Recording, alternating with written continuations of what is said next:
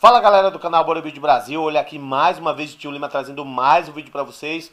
No vídeo agora, como eu falei pra vocês, a minha primeira impressão da categoria Open. O prejudging acabou mais cedo e eu resolvi fazer o vídeo aí já passando pra vocês a minha primeira impressão do que eu acredito que vai acontecer vendo o shape dos atletas. Então se você ainda não é inscrito no canal, aproveita e se inscreve. Amanhã tem muito mais conteúdo aqui para sair para vocês. No caso hoje, né, que eu tô fazendo esse vídeo aí na madrugada velha. Então se você quiser fortalecer e retribuindo esse trabalho que eu tô fazendo de madrugada, o Mr. Olympia acabou por volta de 2 horas e eu ainda tô aqui, agora são 3 horas e 28 minutos. E eu ainda estou aqui fazendo o vídeo para vocês, né? Então se puder já fortalecer, já clica em inscrever-se. Mas sem muita enrolação, vamos lá falar das impressões que eu tive do prejudging. Eu sou apenas um rapaz latino-americano apoiado por mais 50 mil manos. Efeito colateral do seu sistema fez. Título 4, versículo 3. Então galera, a primeira impressão que eu tive é do Dexter Jackson.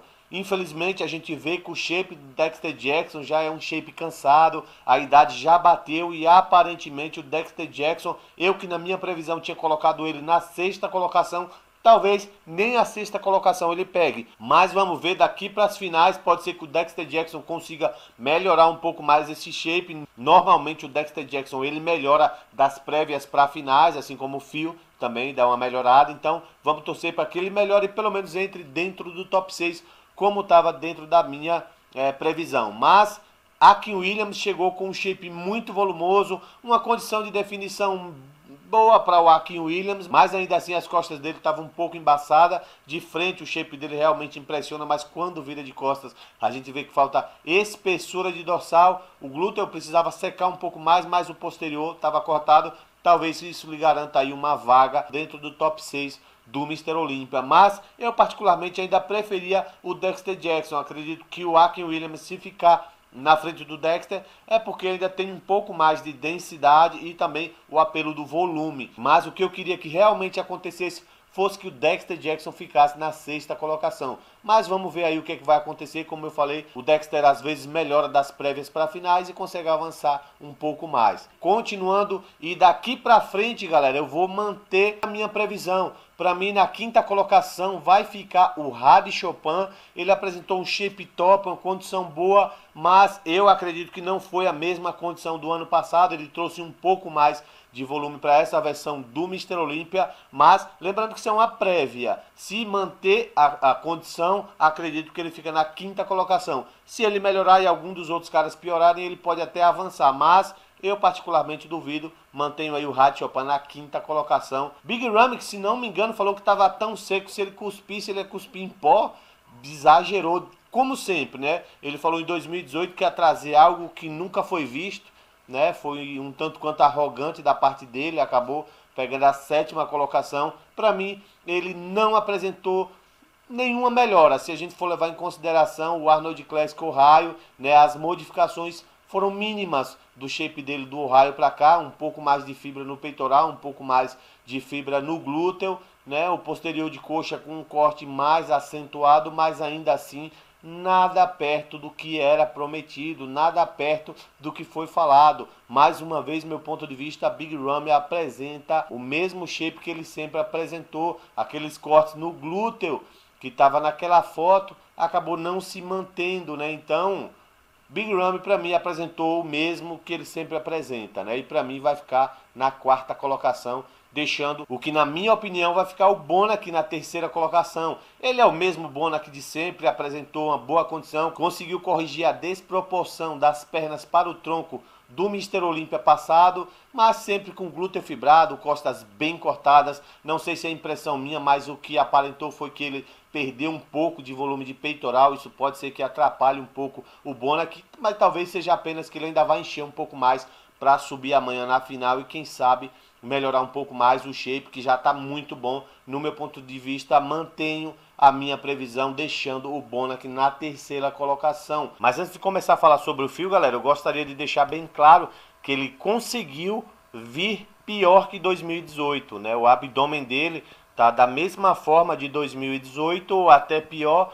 e a dorsal dele também, no meu ponto de vista, piorou um pouco, além do glúteo, o peitoral. Então esse shape do Phil ainda é pior que o shape de 2018. Vai ser suficiente para vencer o Brandon? Eu acho que não, mas vamos ver. Como eu falei para vocês, o Phil tem o costume de melhorar das prévias para as finais. Para mim, o Phil vai ficar na segunda colocação.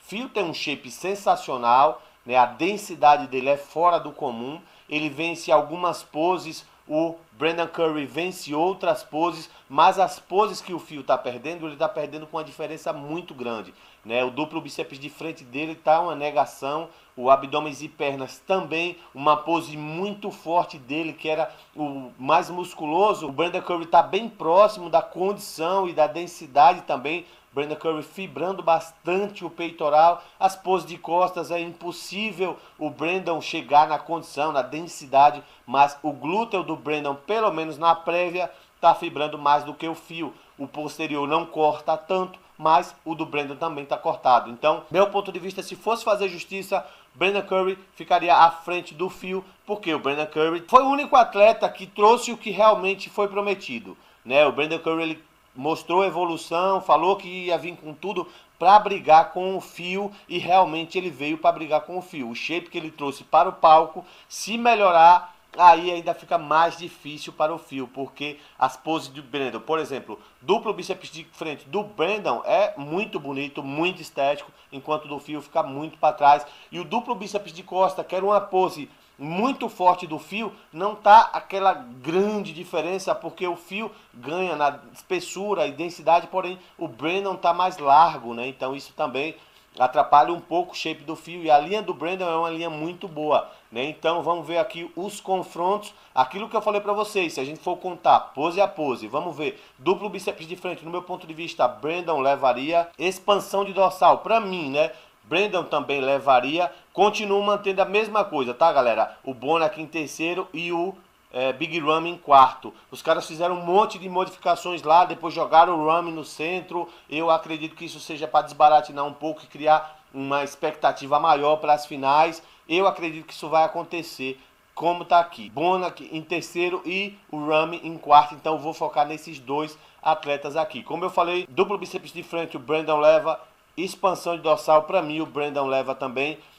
Peitoral de lado é bem difícil levar o Phil. Não encontrei a foto em que o Brandon estivesse fazendo, mas o peitoral do Brandon fibrava mais do que o do Phil, né? As coxas de lado do Brandon tá na mesma pegada da do Phil. Então essa pose aqui eu deixaria no empate. Aí eu não sei qual deles vai vencer, mas no meu ponto de vista, vamos fazer assim, para ficar um pouco justo, as poses de lado do Phil é muito top, então vamos dar essa pose aí pro Phil. Duplo bíceps de costas, vamos analisar aquilo que eu falei para vocês. Olhem como a largura das costas do Brandon estão incríveis. E a dorsal dele tem espessura, porém não tanto quanto a espessura do Phil.